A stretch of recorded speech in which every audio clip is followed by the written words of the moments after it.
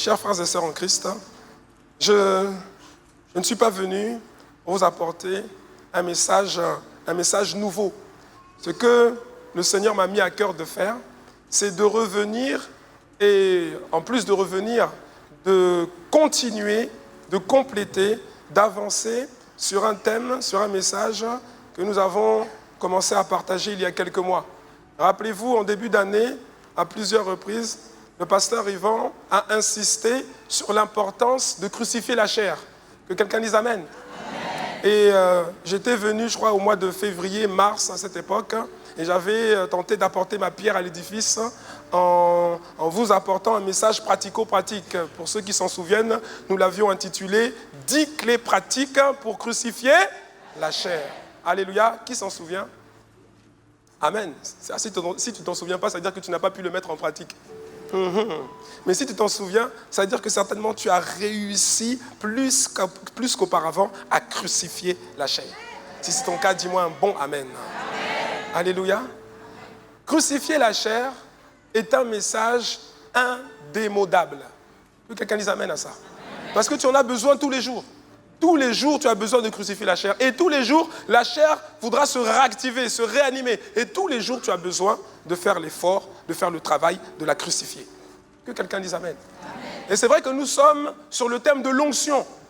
Mais même lorsqu'on parle de l'onction, crucifier la chair, ça fait également partie de ce thème-là. Parce que tu ne peux pas, il est impossible, tu ne peux pas conserver l'onction si tu ne crucifies pas la chair au quotidien. Quelqu'un me suit ou pas? Amen. Si tu ne crucifies pas la chair, si tu ne parviens pas à la crucifier, si tu ne prends pas l'engagement, la décision de crucifier la chair, eh bien le revêtement, même si tu as été oint d'une onction puissante, le revêtement du Saint-Esprit sur toi, tu ne pourras pas le conserver. Parce que tu le conserves lorsque tu marches par l'Esprit, lorsque tu es rempli de l'Esprit et quand tu marches par l'Esprit. Si tu n'arrives pas à crucifier la chair, tu ne parviens pas à crucifier la chair, l'onction que tu as reçue, quelle qu'en soit la dose, ne te servira de rien. Dis à ton voisin, crucifions la chair. Alors, étant donné que je souhaite avancer, je ne vais pas rester longtemps sur les points que j'ai déjà abordés. J'ai annoncé 10 clés pratiques pour crucifier la chair. Tout d'abord, je tiens à rappeler que lorsque je parle de 10 clés pratiques, je ne suis pas en train de dire qu'il n'y a que 10 clés, parce que ce n'est pas vrai, je ne crois pas qu'il n'y ait que 10 clés. Mais je parle de clés que le Seigneur m'a montrées, que j'ai utilisées, que j'utilise moi-même, et que j'ai vu opérer auprès d'autres personnes. Et dans tous les cas, ces clés ont porté du fruit. Mais je ne suis pas en train de dire qu'elles sont exhaustives. Il y en a certainement d'autres. Et certainement le Saint-Esprit te montrera également d'autres moyens, d'autres voies, d'autres clés pour parvenir à crucifier efficacement la chair. Que quelqu'un dise Amen. Donc, la fois passée, nous avions vu 5 clés, je crois. 5 clés. Que quelqu'un dise avec moi 5. Et aujourd'hui, nous voulons avancer. Je ne suis pas sûr qu'on puisse voir les 5 autres, mais on en verra au moins 2 ou 3. Nous avons toujours voulu faire un rappel, un petit rappel. Tout d'abord, la première clé, pour ceux qui s'en souviennent, la première clé, c'est quoi? C'est de prendre l'engagement d'une bonne conscience devant Dieu. Que quelqu'un dise Amen. Amen. Si tu veux crucifier la chair, si tu veux avancer avec le Seigneur, tu dois d'abord prendre une décision, un engagement. Parce qu'on ne crucifie jamais la chair par hasard. C'est impossible. Tu ne peux pas crucifier la chair par hasard. Non, non, non.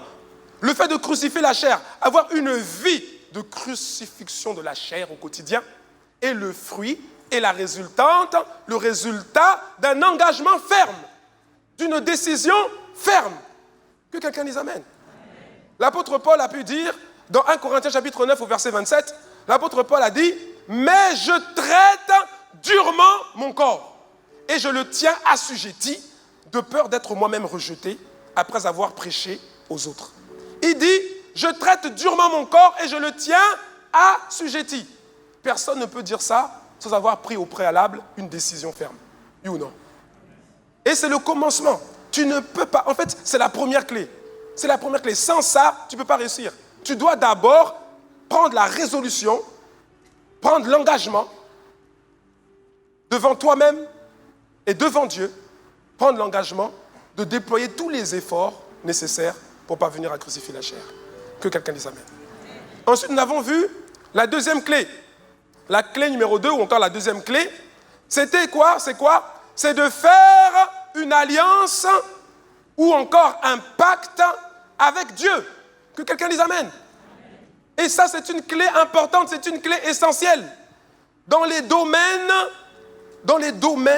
de ta vie qui sont compliqués.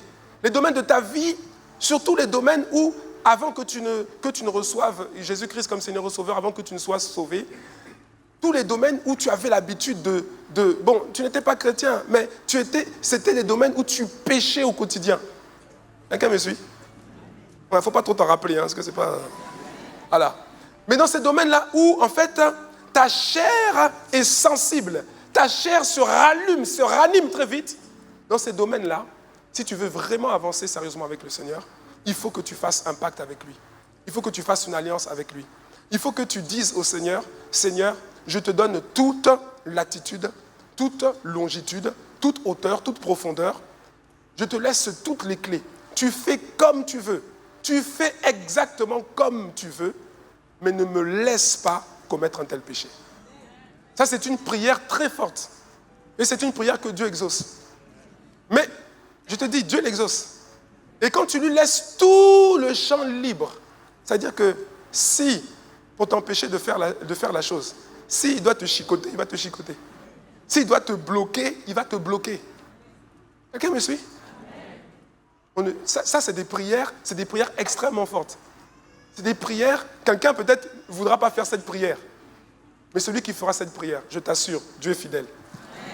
Si tu lui dis, Seigneur, je ne veux pas que mon nom salisse ton nom. Ne me laisse pas faire ça. Ne me laisse pas. C'est-à-dire que tu fais comme tu veux. Je te laisse tout. Tu fais comme tu veux.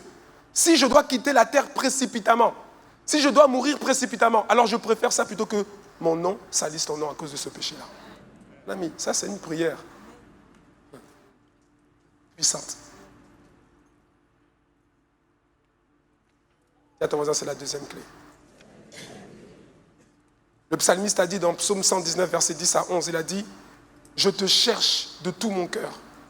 Ne me laisse pas. » Quand il dit « ne me laisse pas », ça veut dire quoi? Il remet toutes les clés au Seigneur. Il remet tout. Il dit « Je ne garde rien. Ne me laisse pas m'égarer. » C'est-à-dire que tu fais ce que tu veux, mais ne me laisse pas m'égarer. Ne me laisse pas m'égarer loin de tes commandements. Je serre ta parole dans mon cœur afin de ne pas pécher contre toi. Que quelqu'un dise amen. C'est la deuxième clé. Et c'est une clé extrêmement puissante. Parce que Dieu est fidèle. Sa parole. La troisième clé que nous avons vue, la clé numéro 3, je suis sûr que tu t'en rappelles, c'est fais comme si on te voyait. Fais comme si on te voyait tout le temps. Même dans l'obscurité. Oui, oui, oui. Il y en a, ils sont dans l'obscurité de leur chambre, ils se disent, personne ne me voit. Mon ami, fais comme si on te voyait. Et la vérité, c'est que quelqu'un te voit. Parce que Dieu te voit. Dieu te voit. Et au moins un ange aussi qui te voit. Parce que Jésus explique qu'à tous ceux qui sont nés de nouveau, Dieu a affecté un ange, au moins un ange. Donc il y a au moins un ange. Pour d'autres, c'est plusieurs anges. Ouais, parce que la délégation angélique qui t'accompagne, elle dépend aussi de ton niveau de grade. Que quelqu'un dise amen. Hein? Ah oui, oui, oui. Hein?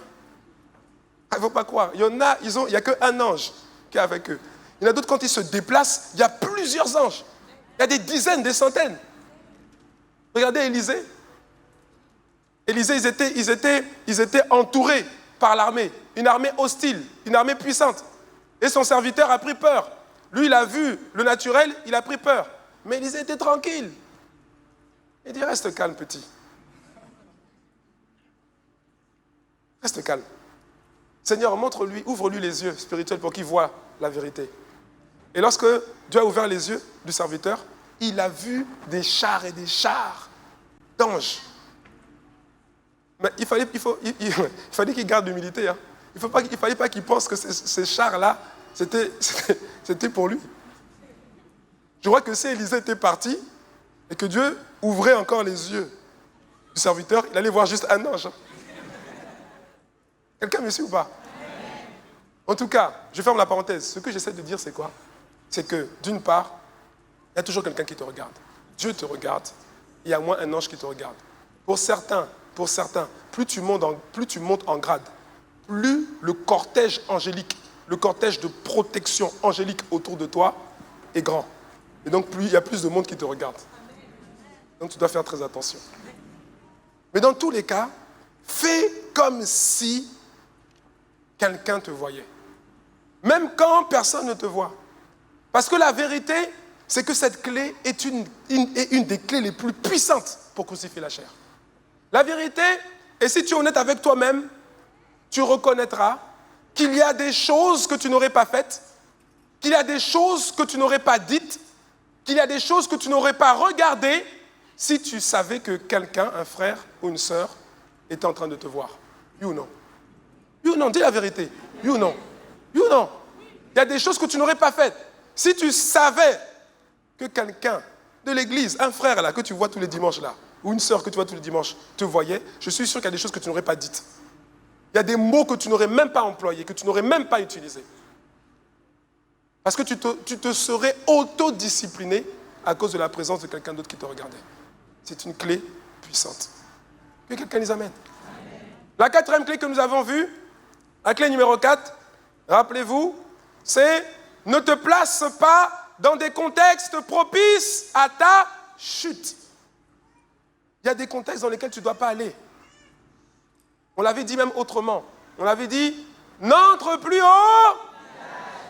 au village. Dis à ton voisin, n'entre plus au village. Bon, quand on dit, dis à ton voisin, quand même, la moindre des choses, c'est de regarder son voisin quand on lui parle. Donc tu peux regarder ton voisin et dis-lui, n'entre plus au village. Un citadin, tu es citadin maintenant, n'entre plus au village. N'entre plus au village. Ce sont les paroles que Jésus-Christ lui-même a dit à cet aveugle, à cette personne qui était aveugle. Jésus a dû s'y prendre à 3 reprises pour pouvoir le tirer de l'aveuglement à la vue. Il a dû s'y prendre à 3 reprises. Son recouvrement, son salut a coûté cher. Et lorsqu'il a été entièrement guéri, Jésus lui dit maintenant que tu es restauré, maintenant que tu es guéri, n'entre plus au village. Il le mettait en garde.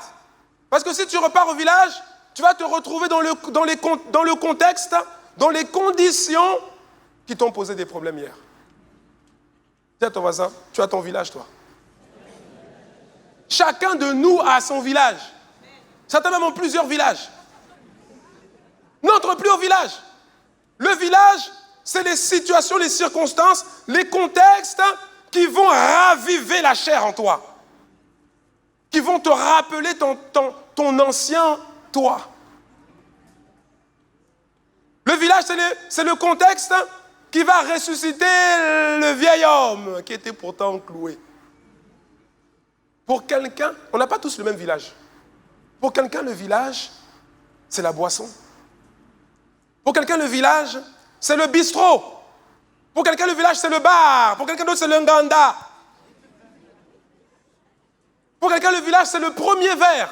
Le premier verre, ça, c'est ton village. Ne rentre pas là-bas. Parce que dès que tu prends le premier verre, tu te retrouves en plein milieu de la place du village. Pour quelqu'un d'autre, le village, c'est la surprise partie. Oui. Ou c'est un certain moment dans les mariages auxquels tu vas. Tu peux aller honorer un ami, un frère, un parent. Tu vas à son mariage. Jusque-là, il n'y a pas ça va. Mais à un moment donné, il faut partir. Parce que sinon, tu vas te retrouver dans la place du village. Toi, la chrétienne, qui exhorte tout le monde. Venez à l'église, Dieu est bon. Hein, Dieu vous aime. Dieu a manifesté son amour envers vous, venez. Sinon, vous allez souffrir, venez. Toi, l'évangéliste. Si tu restes trop longtemps, il y a une certaine heure là, quand il commence à changer de DJ.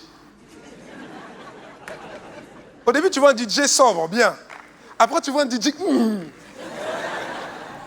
Et il commence à lancer ces choses. Tu vas commencer à entendre un son. Fais-nous un son là. Un... Là, tu vas te dire... Ça va raviver en toi la chair. Parce que la chair va se souvenir de son heure de gloire. Quand tu dansais, bon, moi, comme je disais, moi j'ai oublié toutes ces choses-là. Hein. Je suis plus à la page par rapport à ça. Hein. Moi je suis peut-être dépassé, je ne sais pas, mais en tout cas à l'époque, c'était une dombolo, je ne sais pas quoi là. Voilà. Toi, tu étais un dombolologue à l'époque. Et il y a des sons, il y a des circonstances, des contextes. Si tu restes là, ça va te faire replonger dans la place du village. Pour quelqu'un d'autre, le village, c'est regarder une scène dans un film, à la télé, une scène érotique. Pour quelqu'un d'autre, ça aura peut-être l'air de rien. Mais pour toi, là, toi, ça c'est ton village. Change de chaîne. Change de chaîne. Parce que si tu restes là, tu vas te replonger dans la place du village. Ça va raviver ta chair. Tu vas redonner de la force. Tu vas redonner du pouvoir à la chair. Et tu risques de commettre un péché. Dis à ton voisin, sors du village. N'entre plus au village. Cinquième clé. Cinquième clé, ensuite on va avancer. Cinquième clé. Comprends le cheminement qui mène à une action pécheresse. Et n'entre pas dans ce cheminement. Ou encore, ne reste pas dans ce cheminement. Quand je parle de cheminement, je parle de chemin. En fait, l'apôtre Jacques, dans Jacques chapitre 1, versets 13 à 15, l'apôtre Jacques nous explique qu'il y a un chemin ou encore un cheminement qui conduit une personne à poser un acte de péché. Que quelqu'un dise aïe, aïe, aïe. Et ça, ce cheminement, il ne change pas. Ce cheminement, c'est le même. C'est le même pour tout le monde. Quelle que soit ta taille, quel que soit ton poids, quelle que soit la couleur de ta peau, quel que soit le lieu de ta naissance, quel que soit ton compte en banque. Ce cheminement ne change pas.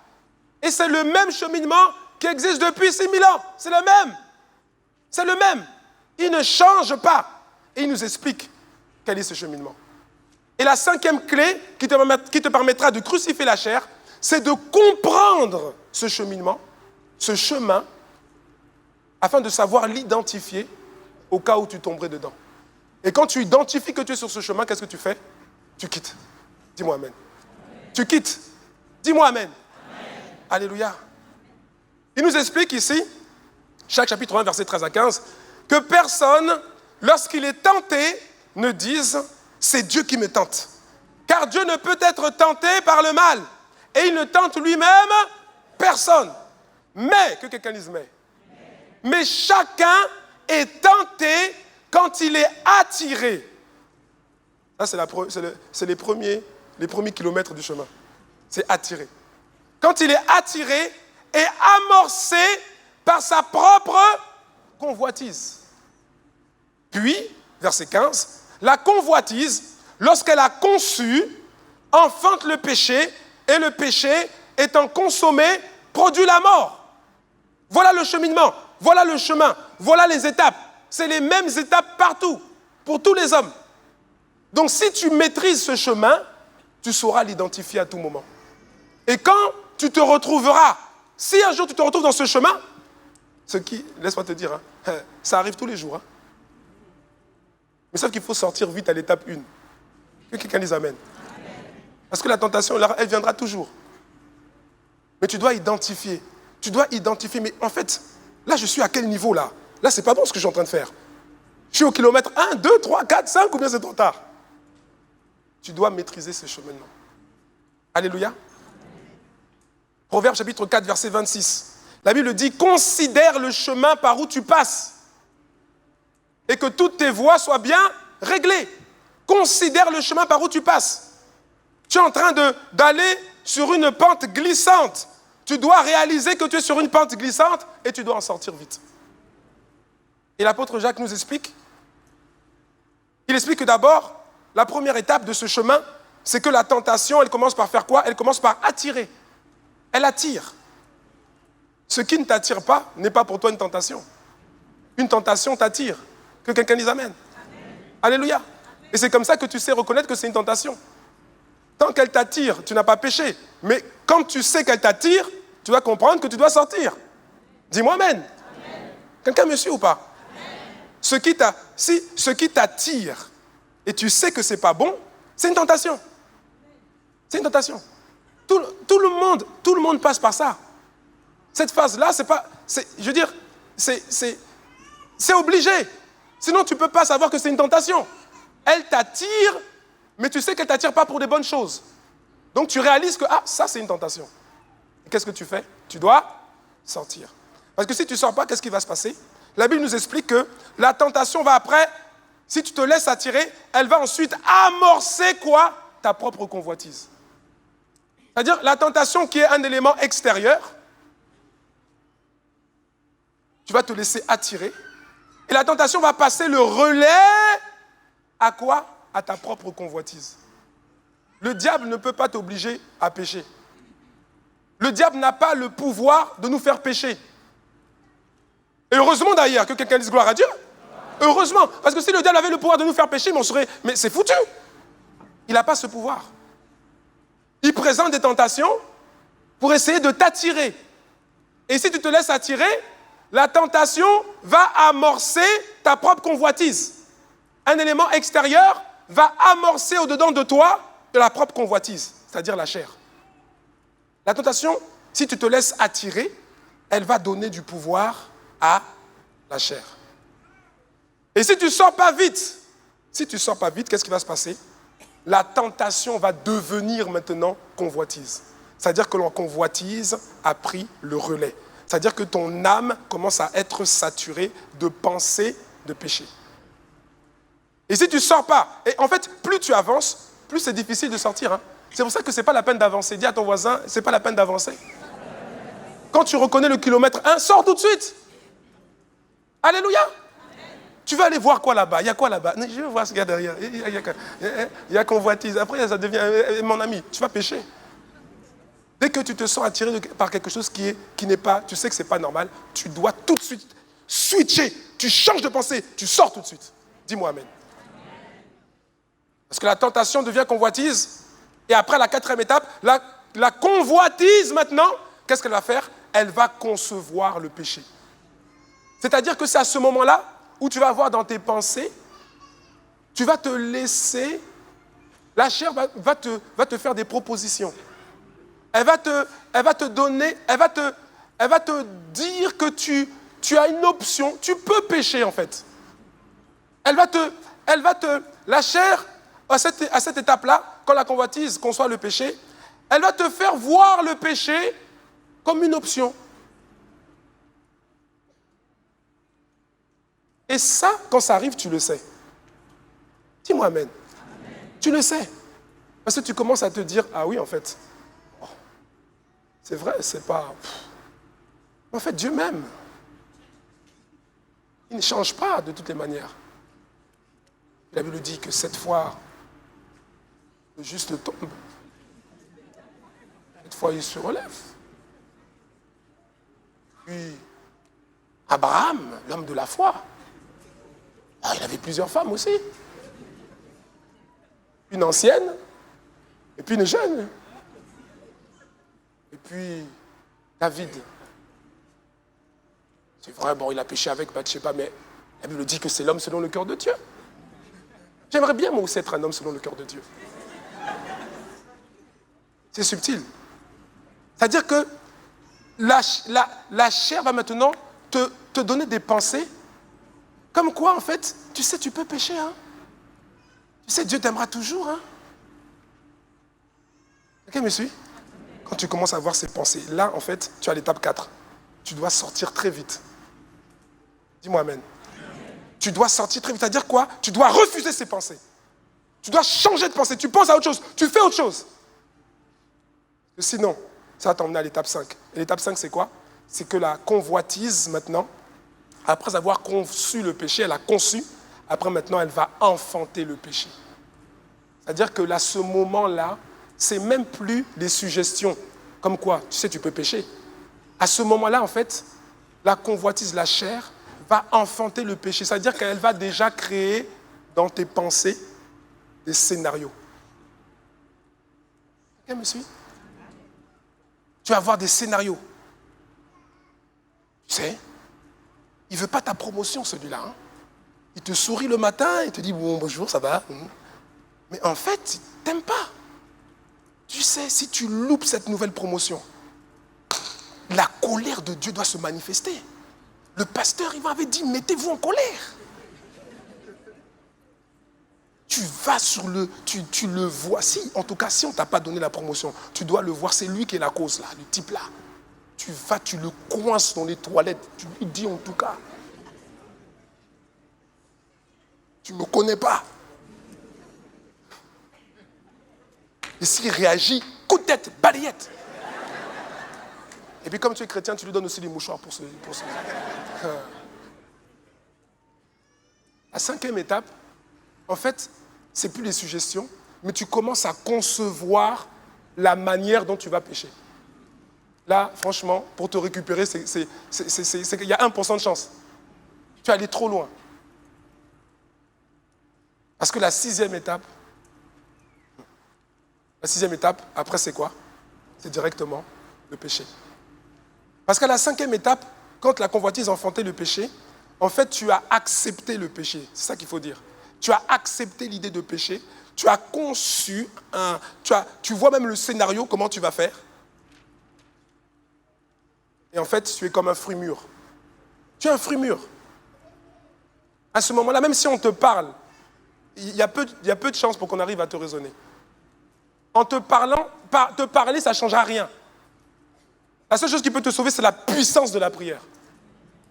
Parce qu'on peut te parler, ça changera. Tu es déjà un fruit mûr. Un fruit mûr. Il suffit juste qu'il y ait une petite secousse, un petit vent, un petit détonateur, et puis le fruit tombe. Et la sixième étape, c'est quoi? C'est que le péché est consommé. Et quand le péché est consommé, qu'est-ce qui se passe? Il produit quoi? La mort. Et j'expliquais la dernière fois que quand la Bible dit « produit la mort », ça ne veut pas dire que tu vas mourir là, naturellement. Non, ce n'est pas ça. Ça, c'est une forme de mort, la mort naturelle. Mais en fait, ça produit la mort. C'est-à-dire, la mort, c'est quoi? C'est Thanatos, la vie du diable. C'est-à-dire que dans ta vie, dans les domaines dans lesquels tu as péché, et même au-delà de ces domaines-là, en fait, la vie du diable, la mort va commencer à gangréner. Tu t'es laissé attirer par la tentation? Tu as laissé tes pensées divaguer? Tu pensais à tromper ta femme? Tu n'as pas rejeté ses pensées? À un moment donné, tu as accepté ça? Tu as établi des scénarios? Tu as trompé ta femme? Le péché étant consommé, il va produire la mort. Ça va détruire. Le péché détruit. Quel que soit le goût avant, quel que soit le plaisir avant, la suite, c'est la destruction. Il va détruire la confiance entre l'époux et l'épouse. Il va détruire la joie entre l'époux et l'épouse. Il va détruire même la vision du mariage dans le cœur des enfants. Quel que soit le péché, il produit toujours la mort. Quel que soit le péché, même s'il est, j'ai envie de dire, même s'il est beau.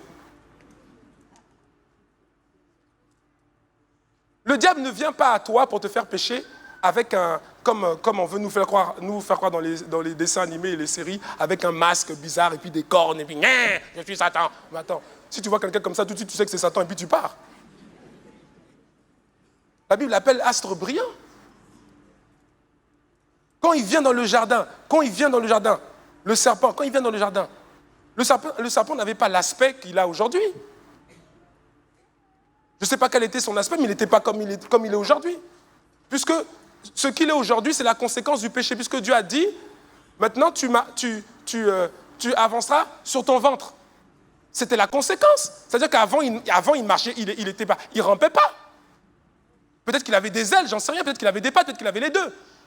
Mais il n'avait pas l'aspect un peu dégoûtant qu'on voit aujourd'hui, non. Quand le péché vient, il ne vient pas à toi avec une puanteur et puis avec... Non. Il vient souvent bien habillé. Hello baby. Quelqu'un me suit? Mais quel que soit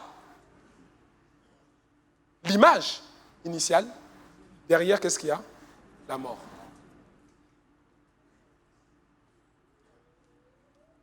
C'est le cheminement, c'est le même cheminement. La tentation t'attire. Ça, c'est normal que la tentation t'attire, puisque sinon, ce n'est pas une tentation. Mais quand tu sens qu'elle t'attire, dis à ton voisin, il faut sortir. Alléluia. Merci Seigneur. Vous êtes calme, c'est comme si ça vous touche. Amen. Avançons maintenant. 6e clé. 6e clé.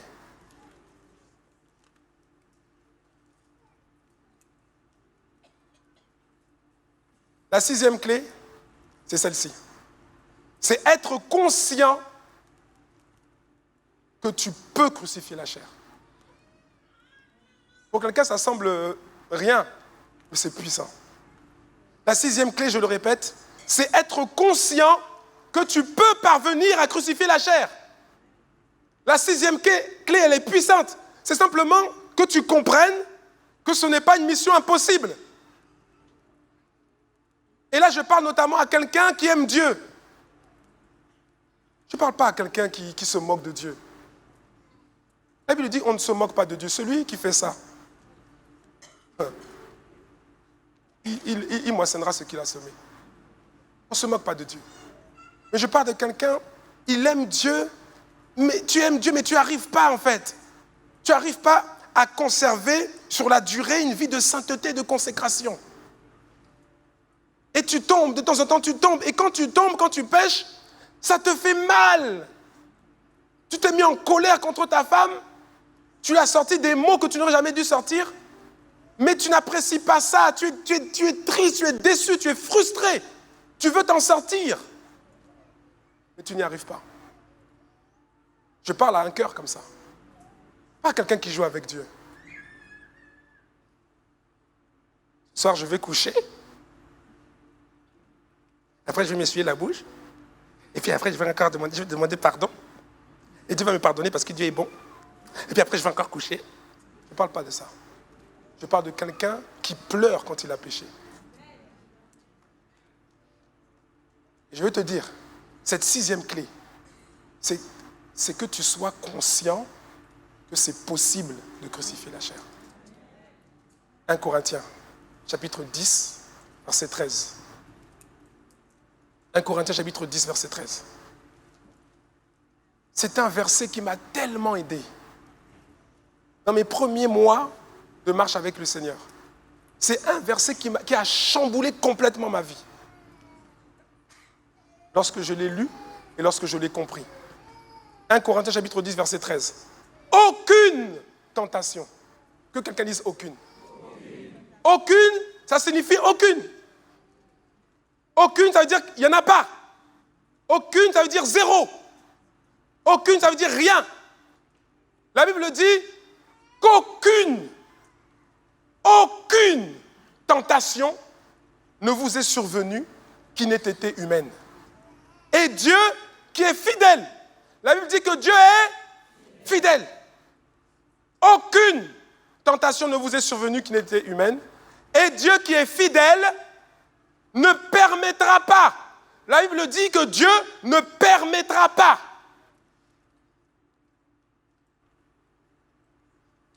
Dieu est fidèle et il ne permettra pas que vous soyez tentés au-delà de vos forces.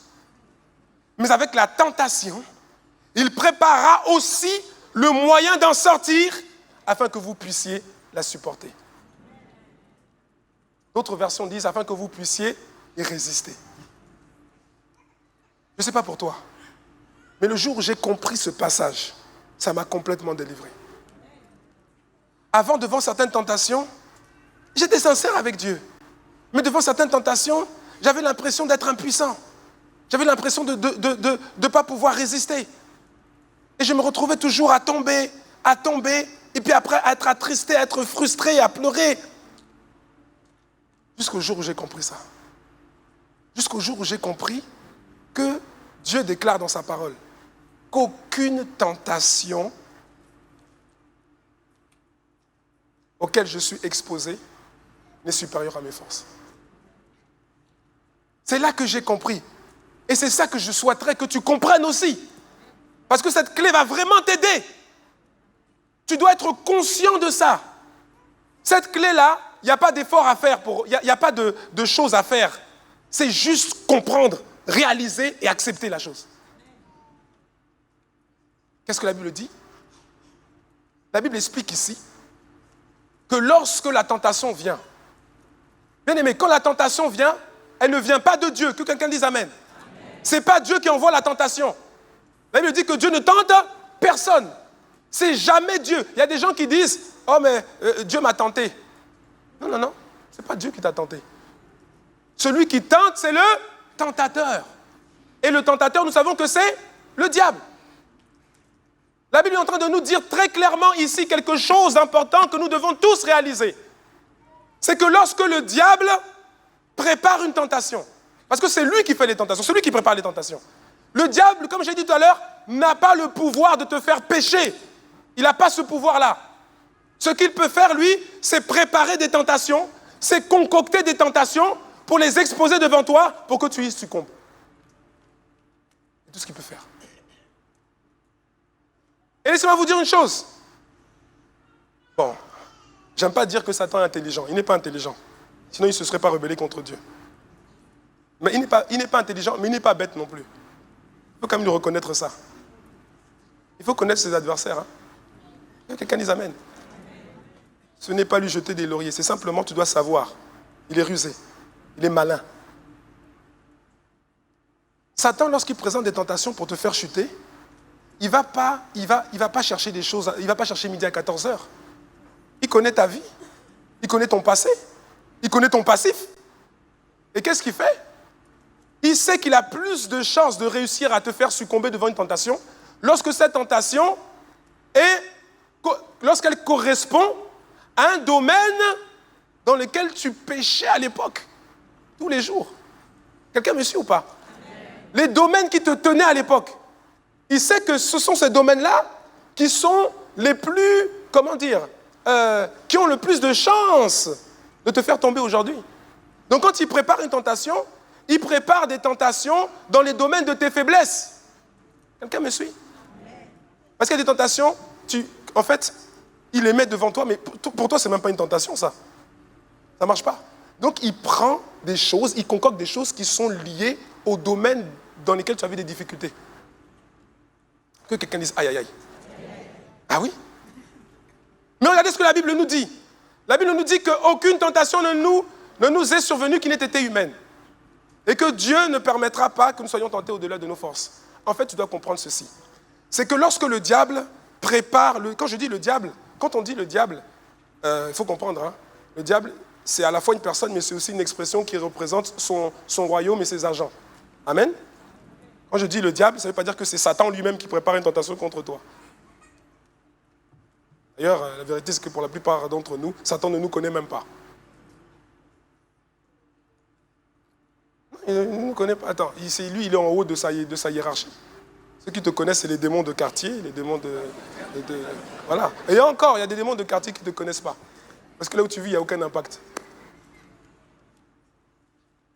Le matin, avant de te lever, tu ne décrètes pas, tu n'envoies pas du feu partout. Avant de te coucher, tu ne décrètes pas une protection sur le quartier. Donc, ils ne te connaissent pas. Bon, je ferme la parenthèse. Je disais simplement que quand je dis le diable, c'est le diable ou les démons. Quelqu'un me suit, non? Amen? Quelqu'un dit le diable me suit partout. Mais il ne te suit même pas, il ne te connaît même pas. Pour qu'il te connaisse, il faut que tes œuvres dérangent déjà ton niveau local, que cela soit reporté à un agent démon de quartier, qui reporte ça au démon de l'arrondissement, qui remonte ça au démon de la ville, en disant qu'on a un gars là. Ah vraiment, c'est compliqué. Quand il prie, on ne peut plus rien faire. Et donc, celui de la ville, quand il fait son rapport à celui de la région, il dit que non, dans cet endroit-là, on n'arrive pas à opérer. Ah bon, pourquoi? Parce qu'on a le frère un tel. Ah bon, là, on te connaît maintenant. Après, ça remonte jusqu'à ça, là, comme ça.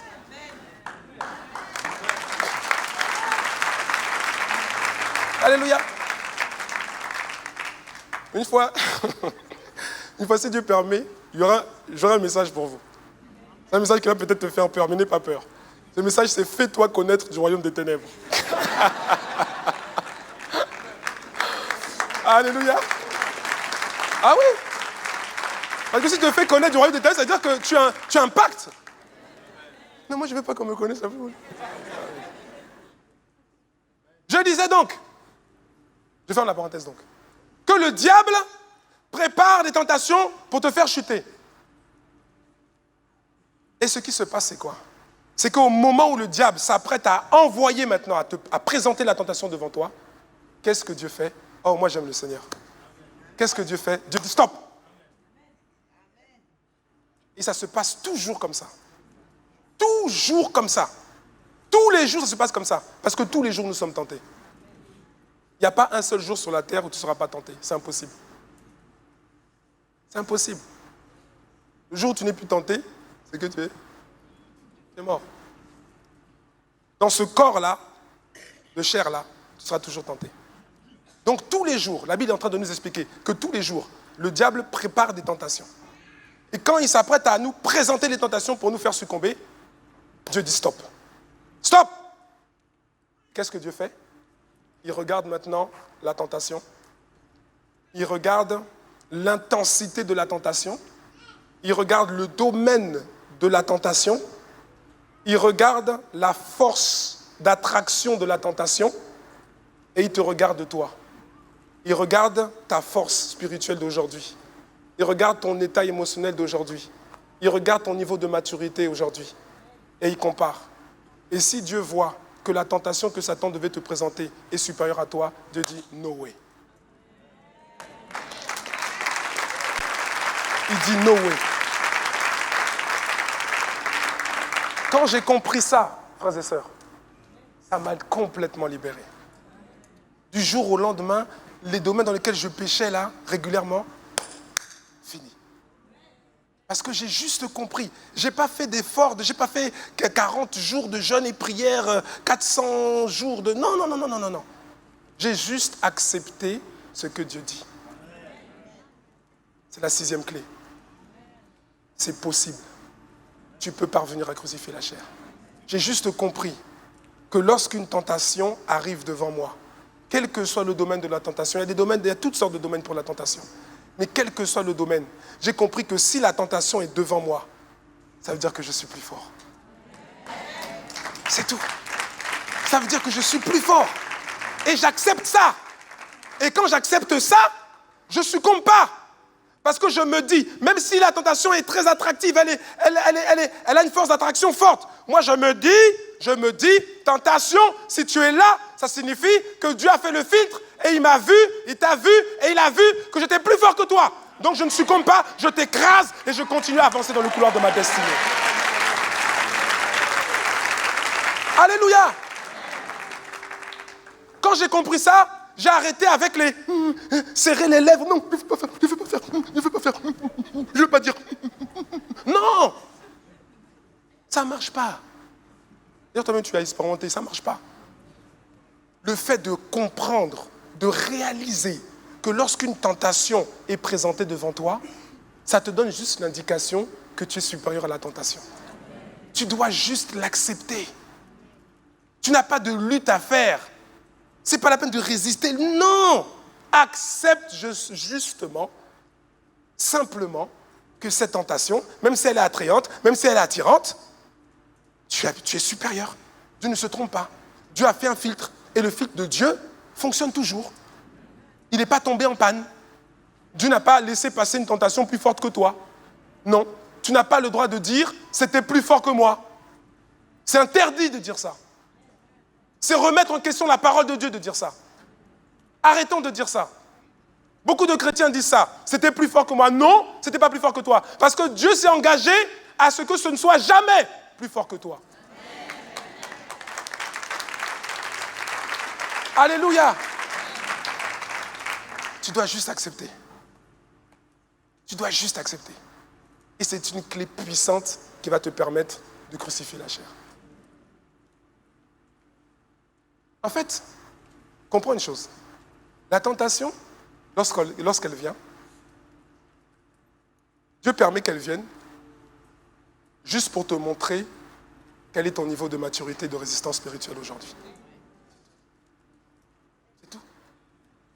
C'est comme ça que je deal avec la tentation. Et si tu es sérieux avec Dieu, tu vas te rendre compte que le niveau d'attraction, de pouvoir de séduction, des tentations auxquelles tu es exposé, tu vas te rendre compte que ce niveau augmente. Oui ou non? Oui ou non? Ah oui, oui, oui. Ce niveau augmente. Il augmente. Les petites tentations, hier, tu tombais pour des petites tentations, quelqu'un, tu es dans la rue, il te bouscule un peu, et puis il te regarde, et tu dis, oh, faut bien faire attention. Alors que toi, tu as fait attention, tu as essayé de l'éviter, puis en plus, il t'a cogné, et puis il ose dire, avant, tu disais quoi? C'est quoi ton problème? Hein? Là, ça y est maintenant, là, ça c'est fini. Là, tu es plus à ce niveau-là quand même, dis-moi amen. Amen. Voilà. Non. Non. Maintenant, c'est plus ça. Maintenant, c'est plus ça. Quelqu'un arrive. Ah, Seigneur. Ouf. Ouf. C'est pour ça que, non, il faut, non, vraiment.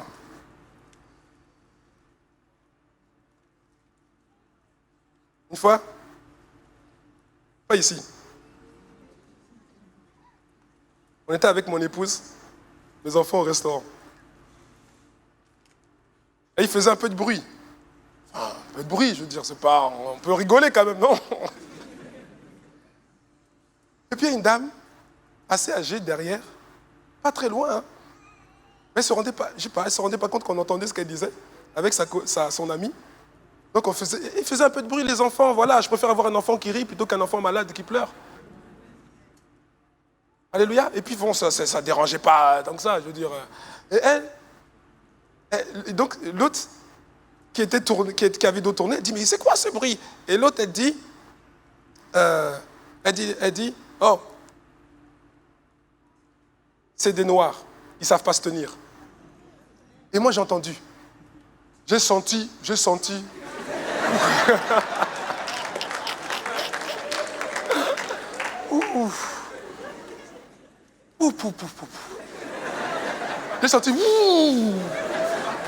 J'avais envie de me lever, de dire quoi? Ah, c'est de prendre la boisson, de renverser sur elle pour dire, je suis noir, je ne sais pas me tenir. J'ai senti ça. Après, je me suis souvenu que, gars, c'était juste pour te dire que voilà, c'est le niveau où voilà, tu peux accepter ça aujourd'hui. Tu es plus fort que ça. Il a dit,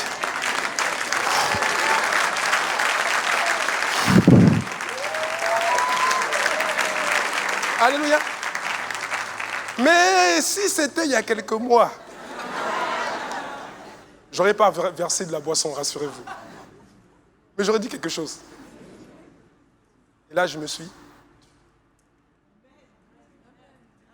J'ai dit merci Seigneur.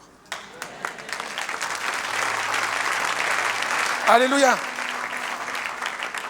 Dis à ton voisin, regarde ton voisin et dis-lui, aucune tentation qui vient devant toi n'est supérieure à toi. Tu es plus fort. Dis-lui, tu es plus fort. Dis-lui, sois-en conscient. Et ne pêche plus. Acclame le Seigneur si tu reçois.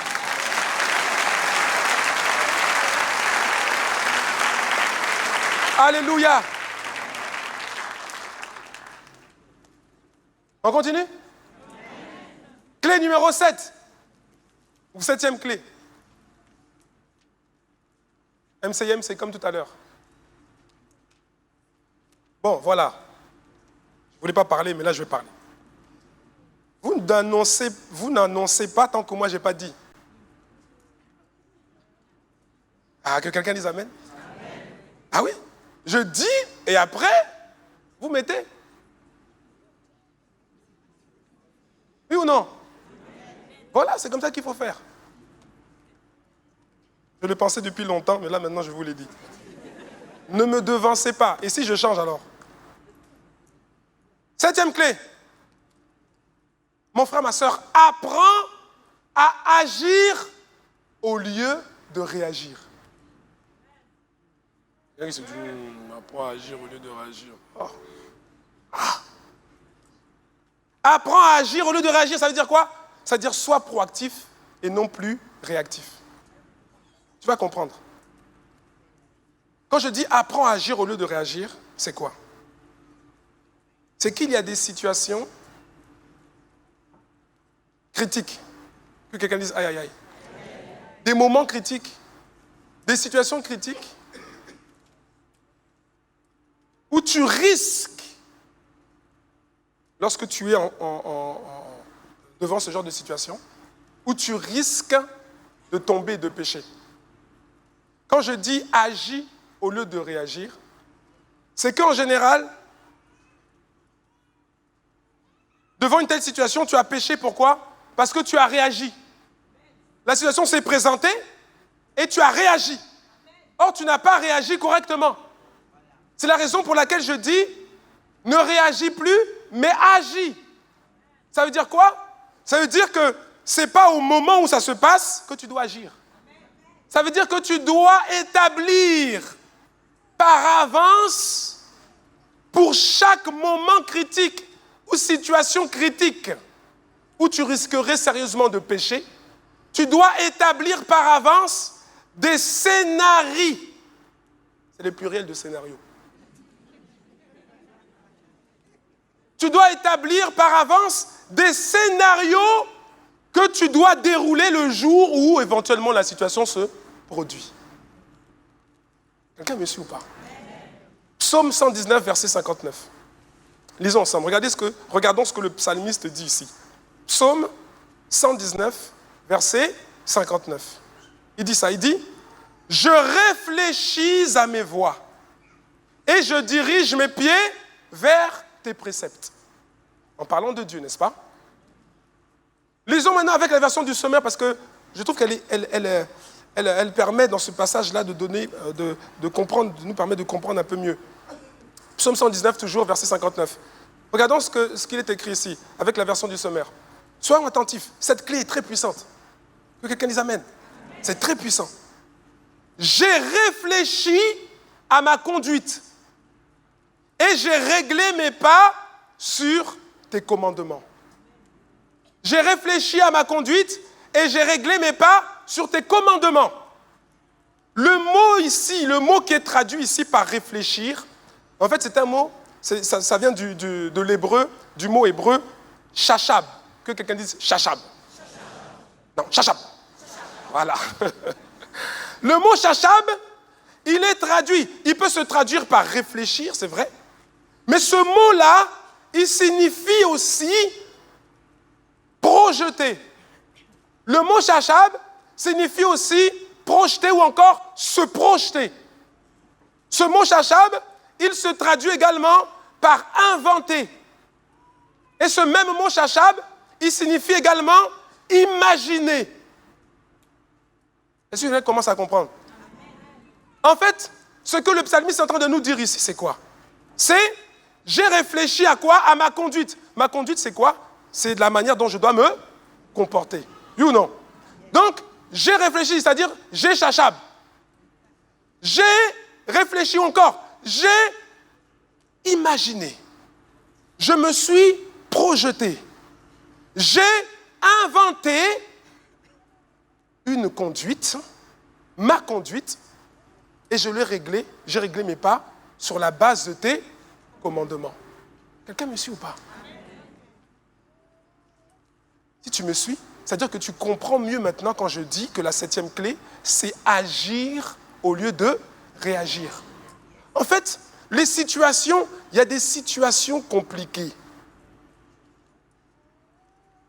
N'attends pas d'être devant la situation, de faire face à la situation et de risquer de réagir. Ces situations-là, tu sais, je ne sais pas toutes les situations de tous les niveaux de tentation, non, c'est certaines situations. Si tu arrives, si cette situation se présente, tu dois déjà avoir une réponse. Tu dois déjà savoir comment tu dois te comporter. Parce que si tu ne sais pas déjà comment tu vas te comporter, tu risques de réagir et de mal te comporter. Il y a des choses pour lesquelles tu dois déjà avoir un discours, avoir une procédure claire. Dans telle situation, s'il m'arrive de me retrouver dans telle situation, Comment je vais faire? Qu'est-ce que je vais dire? Ce n'est pas pour toutes les situations, mais à certaines situations, tu dois avoir ta réponse avant que la situation n'arrive. Dis-moi amen. Dis-moi amen. Tu dois apprendre à réfléchir en avance à ce que tu dois faire, à ce que tu dois dire dans chaque situation critique que tu auras identifiée pour ta vie. Je parle de situations critiques, les situations compliquées qui sont vraiment dans le cœur du domaine de tes faiblesses. Pose-toi déjà les questions clés qui t'aideront à crucifier la chair lorsque la chair sera ravivée par la tentation qui viendra dans ce contexte. Est-ce que quelqu'un me suit? Je veux m'assurer que tu me suis. Cette clé est tellement puissante. Il y a des gens, parmi vous, beaucoup, vous allez être délivrés avec ça. Tu dois avoir tes scénarios, ton script. Dis à ton voisin, tu dois avoir ton script établi. Oui, non? Et si la situation se présente, tu déroules le script, c'est tout. Tu ne réfléchis pas. Il y a des choses pour lesquelles on ne réfléchit pas. Tu n'es pas en train de réfléchir. Ah bon, non. Tu déroules ton script.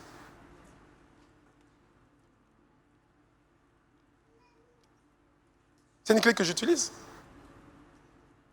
Si une femme tente, non, même pas. Pas si une femme tente. Si une très belle femme tente de me séduire, je ne vais pas dire si une femme tente de me séduire, parce que, bon, vous savez, il y a des cas, c'est même pas une tentation. Mais que quelqu'un les amène, c'est la vérité. Non, c'est la vérité. Mon ami, il faut dire la vérité. Je suis pratique aujourd'hui. Si tu ne reconnais pas, le premier pas pour t'en sortir, c'est de reconnaître la situation. Non, il faut reconnaître. Il y a des cas, en tout cas, mon ami, même si elle veut te séduire, il n'y aura rien. Tu le sais, il n'y a aucun risque. Il y a d'autres cas, là tu sais que là, c'est chaud. C'est de ça dont je parle. Si une très belle femme tente de me séduire, moi, en me disant, avec une voix doucereuse, vous êtes très élégant, monsieur. Je lui réponds du tac au tac. Moi, voilà, ça là, c'est pas, bon, il n'y a pas de réflexion. Tout est déjà établi. Situation numéro 147, réponse numéro 250. Voilà, c'est tout. Alléluia. Si une très belle femme tente de me séduire en me disant « Vous êtes très élégant, messieurs », avec une voix doucereuse, je lui réponds du tac au tac. « Oui, je sais, ma femme me l'a dit ce matin. » Oui, je sais, ma femme que j'aime me l'a dit ce matin.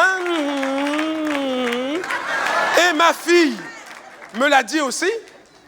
Donc ce n'est pas un scoop. Tac au tac. C'est pas là que je vais chercher à savoir. Vous aussi, vous êtes élégante. Non. Ça, c'est la réaction. Moi, j'agis. Et l'agissement est conforme. Comme a dit le psalmiste, il dit, je règle mes pas sur la base de tes commandements. Donc, ma réponse est sur la base de ces commandements. Mais toi, qu'est-ce que tu dis? Ma sœur, si un jeune homme inconnu, un beau garçon, non, je dis un beau garçon, un charmeur qui respire, qui transpire la séduction, te voit et s'approche de toi, ma sœur, en te disant, vous êtes sublime, mademoiselle. Ou bien vous êtes sublime, madame. La météo a annoncé une journée de grisaille, mais ils se sont trompés car vous êtes le soleil resplendissant qui égaye cette journée. Bon, là, ma soeur, tu dis quoi? Non, tu dis quoi? Ah bon? Tu dis quoi? Non, tu dis quoi? C'est là que tu dois avoir ton script. Ça te permet de crucifier la chair. Il y a des choses pour lesquelles on ne réfléchit pas. Tu déroules ton script. Ça c'est oulala, situation, tu balances et puis tu files. Alléluia. C'est une clé puissante, je te dis. C'est puissant. C'est puissant. Joseph, je crois que Joseph, lorsqu'il a fui devant Madame Potiphar, il avait déjà imaginé que si une telle situation se produisait, il ne devait pas réfléchir, parler. Parce qu'il avait déjà trop parlé. La Bible dit que Madame Potiphar, chaque jour, elle lui faisait des avances. Chaque jour. Joseph, couche avec moi. Joseph, c'est ce que la Bible dit. Chaque jour. Elle a essayé toutes les voies. Joseph, Joseph. Elle a tout. Mais Joseph dit non, je ne veux pas commettre un aussi grand péché. Mais je crois que Joseph, le jour où il a fui là, il ne s'est pas posé de question. Pourquoi? Parce que je crois qu'il avait déjà dans sa tête, il s'est dit en tout cas, si cette femme-là, elle ne s'arrête pas, si un jour elle franchit la ligne, en tout cas, il n'y a même pas de discours à avoir. Non, quand elle a sauté sur lui, elle lui a arraché ses vêtements. Joseph n'a pas dit, oh, Madame Potiphar quand même. Non, Madame Potiphar, c'est pas bon. Madame Potiphar, non, ça c'est pas bon, Madame Potiphar. Non, je vous ai déjà dit, Madame Potiphar, que non. Non. Joseph avait déjà son script. Je crois qu'il avait déjà son script. Il a dit, si elle dépasse les bornes, qu'est-ce qu'il faut faire? Il faut fuir. Alléluia.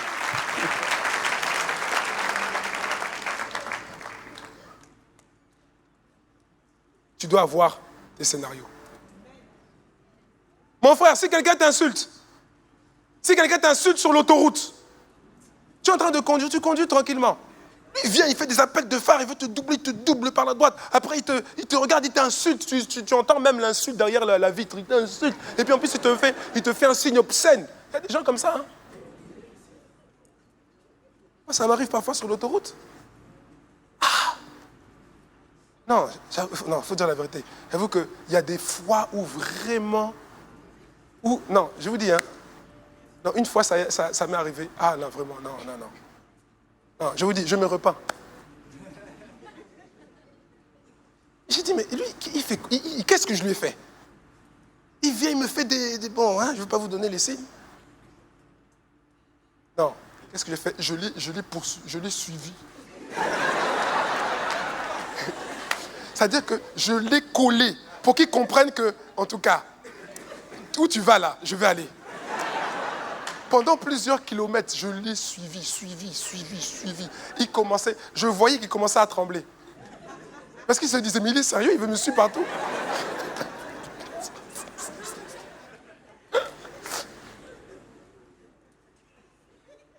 Mais Dieu est bon.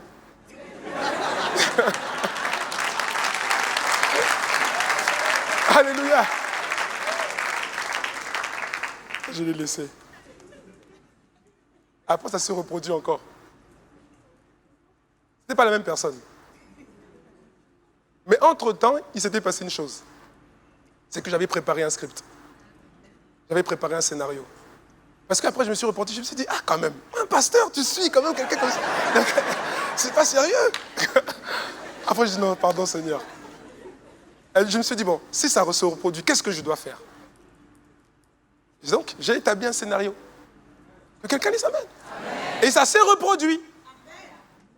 Et quand ça s'est reproduit, on dirait un fou là,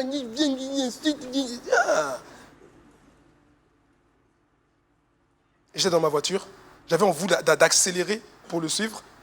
Et là, j'ai dit, je chanterai de tout cœur les merveilles de mon papa Yahweh. Il m'a ôté des ténèbres, il m'a délivré de la colère, mon papa. Et j'étais dans ma voiture, et fidèle, je ne réagirai pas mal, je n'ai pas à réagir, car Yahweh m'a libéré. Et j'étais dans la voiture, et puis, là, ceux qui voulaient monter, le vieil homme qui voulait se relever là, il a dû se rasseoir. Parce que j'avais un script.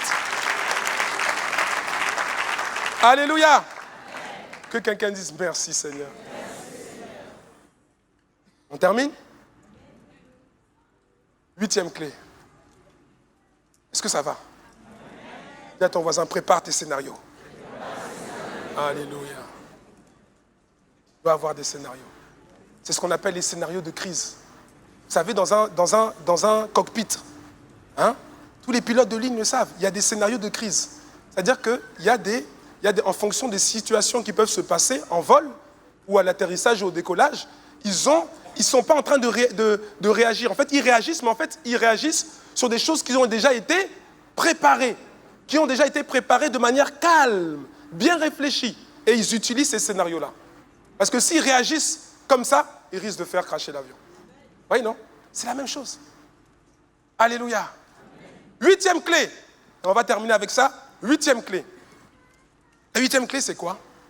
C'est de crucifier la chair en développant ta culture biblique. Dis-moi amen.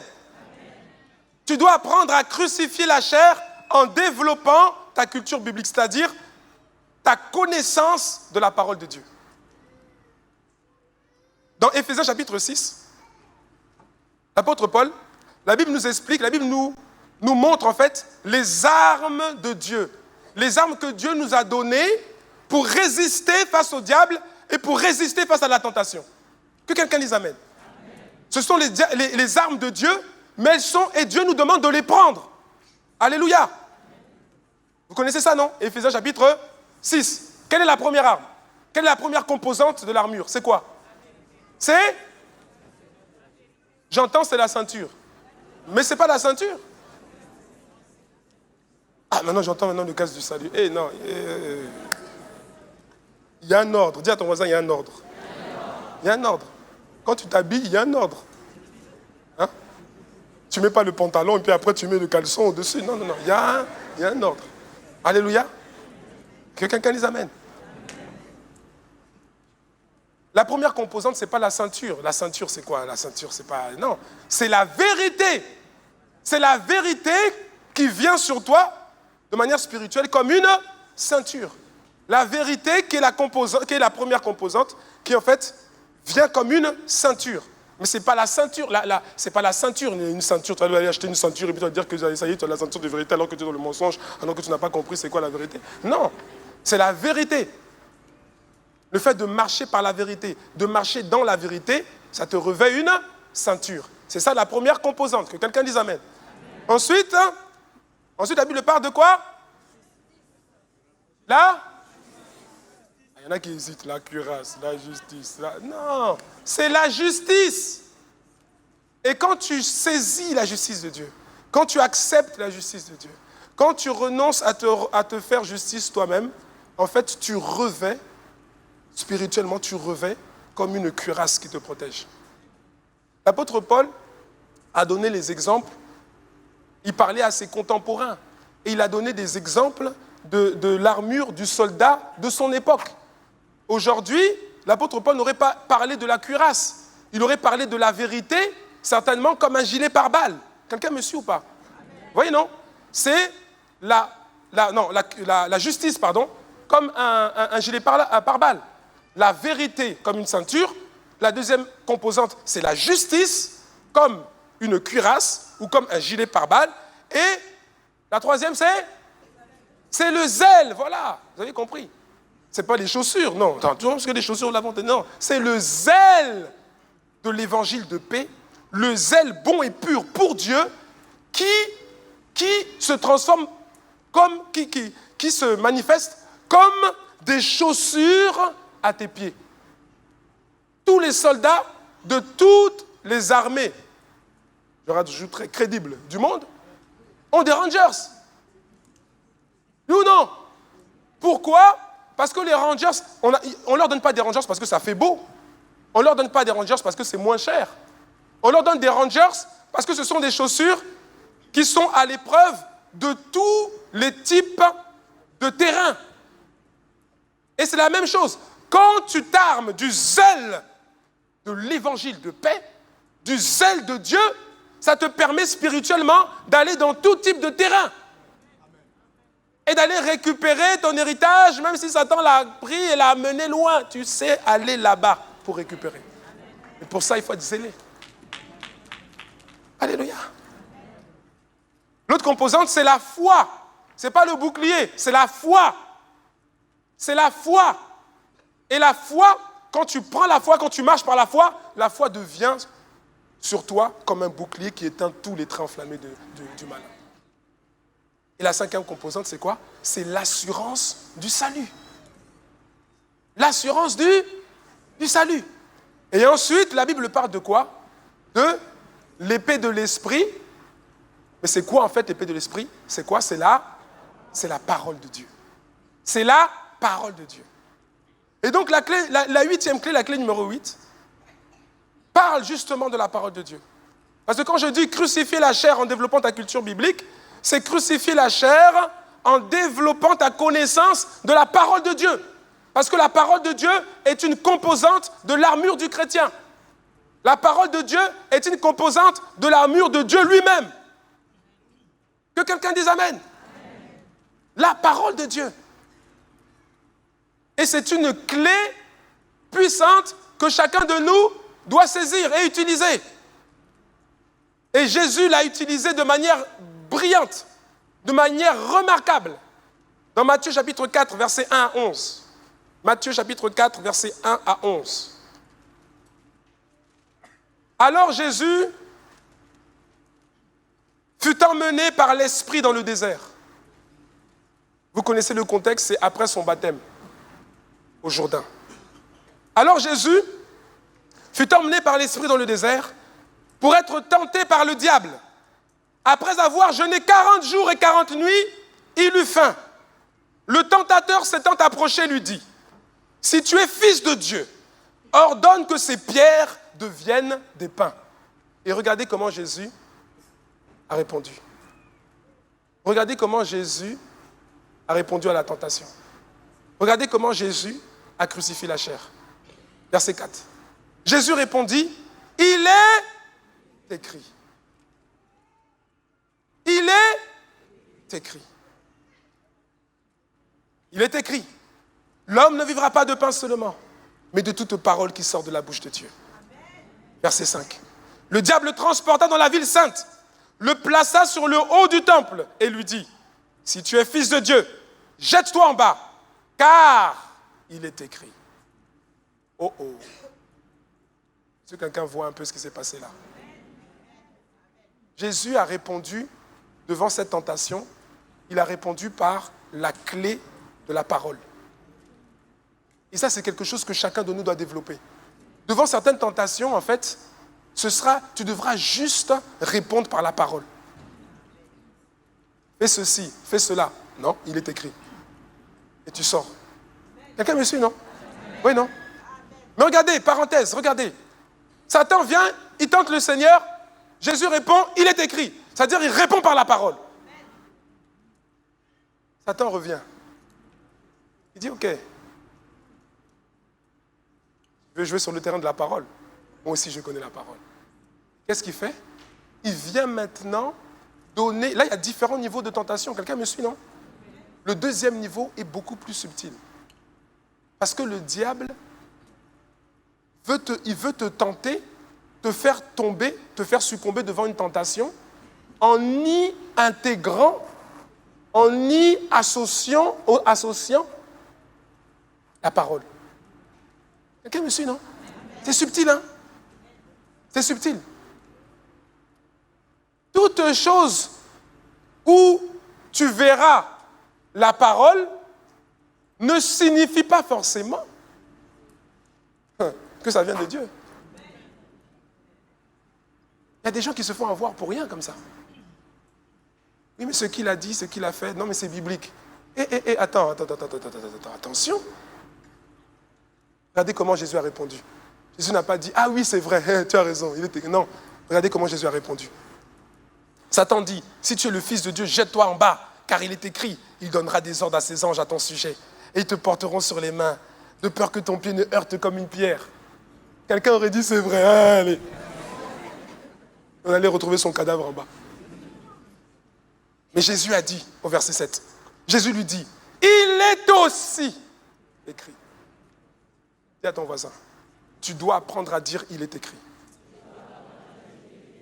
Et toi, voisin, réponds-lui, tu dois aussi apprendre à dire, il est aussi écrit. Alléluia. Quelqu'un voit la différence, non?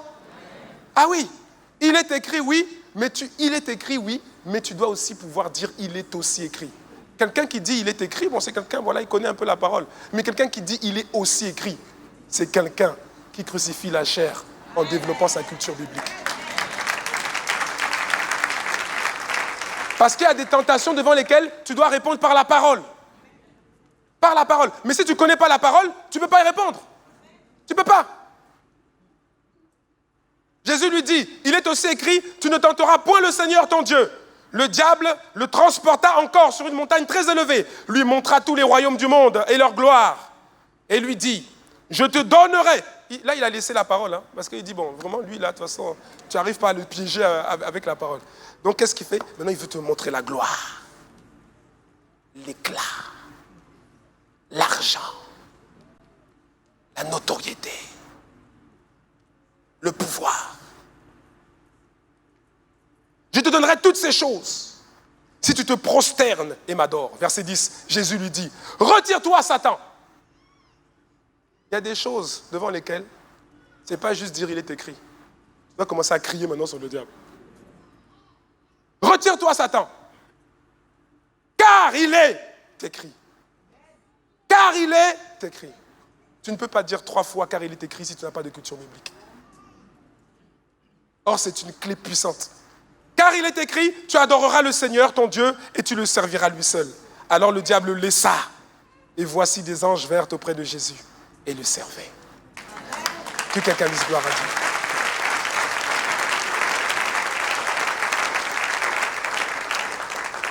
Quand le diable vient te tenter pour te dire, dans cette situation-là, mens. Ça devient compliqué. Mens seulement avec un mensonge, tu t'en sors. Et c'est vrai que parfois, avec un mensonge, on s'en sort. Il faut dire la vérité. Avec un mensonge, tu peux avoir l'illusion de t'en sortir. La Bible dit, hein, c'est pas moi qui invente, la Bible dit que le mensonge est un refuge. Vous savez ça? Mais la vérité, c'est qu'au début, dans la bouche, c'est bon, c'est comme le miel, mais après, c'est comme du gravier.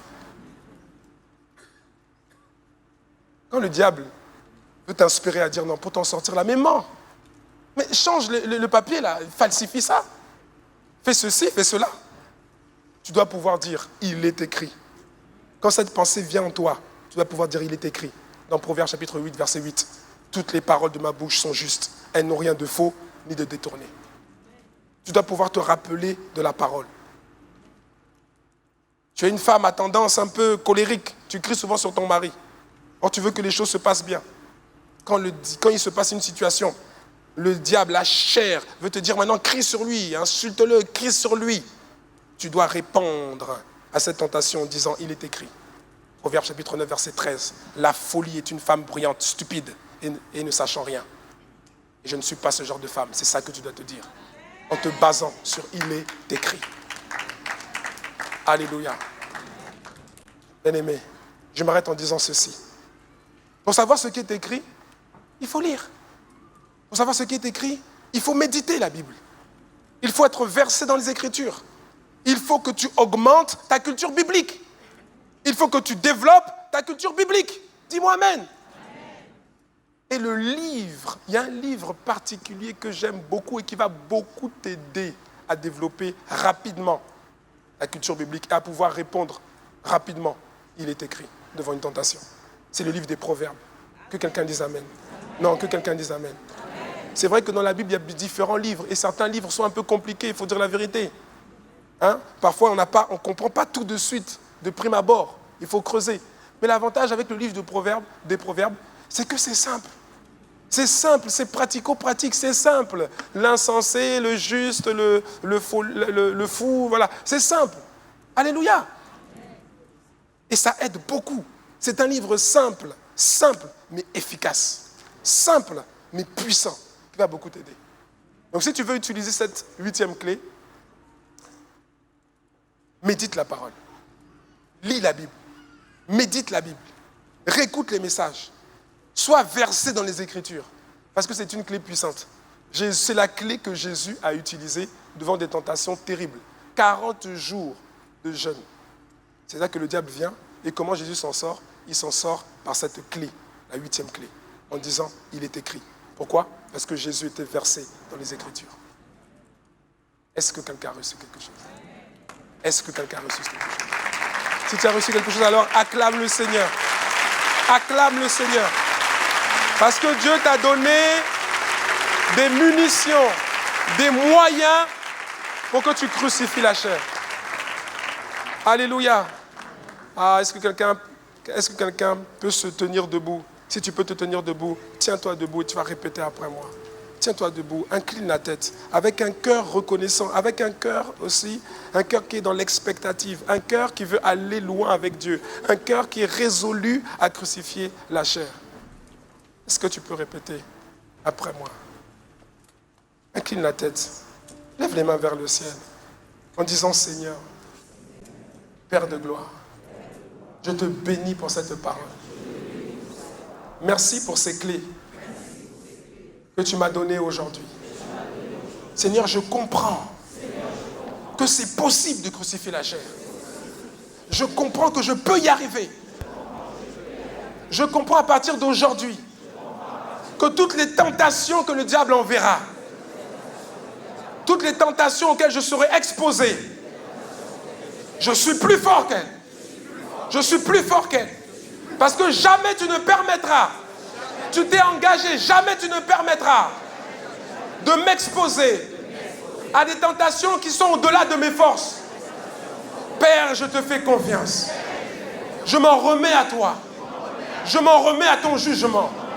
Si tu estimes que je suis plus fort, que mes forces sont supérieures à une tentation, alors je l'accepte simplement. J'accepte d'être plus fort. Je ne succomberai plus. Je piétinerai cette tentation. Et je continuerai dans le couloir de ma destinée. Seigneur, merci. Apprends-moi. Saint-Esprit, aide-moi. Donne-moi des scénarios. Donne-moi des scénarios. Donne-moi des scripts pour pouvoir m'en sortir devant les situations critiques, dans les moments critiques. Je ne veux plus réagir. Parce que lorsque je réagis, je pêche. Lorsque je réagis, en général, je pêche. Je ne veux plus réagir, mais je veux agir selon ta parole, selon tes commandements. Je veux rectifier. Je veux diriger mes pas selon ta parole et selon tes commandements. Seigneur, aide-moi. Aide-moi à construire des réponses qui seront automatiques devant certaines situations, afin, Seigneur, que je ne sois pas séduit. Aide-moi. Je veux également utiliser cette clé. Et je veux également prendre l'autre clé, la dernière clé que nous avons vue en ce jour. Je veux pouvoir dire, il est écrit, il est écrit. Lorsque le diable viendra avec des tentations diverses et variées, Seigneur, je veux pouvoir dire, il est écrit. Alors s'il te plaît, Père, mets en moi l'amour de ta parole, l'amour de la Bible, l'amour de ta parole. Fais-moi aimer ta parole. Je veux lire ta parole. Je veux méditer ta parole. Je veux être versé dans ta parole afin de pouvoir dire, il est écrit, il est écrit, il est aussi écrit. Je veux pouvoir répondre comme cela afin de crucifier la chair. Seigneur, je te bénis et je te rends toute la gloire pour tout le fruit digne de gloire et de repentance qui va sortir de ma vie parce que j'utiliserai ces clés. À toi soit toute la gloire, Père. Merci. Parce que jour après jour, tu changes et tu transformes ma vie. Merci, Père. Au nom de Jésus. Amen.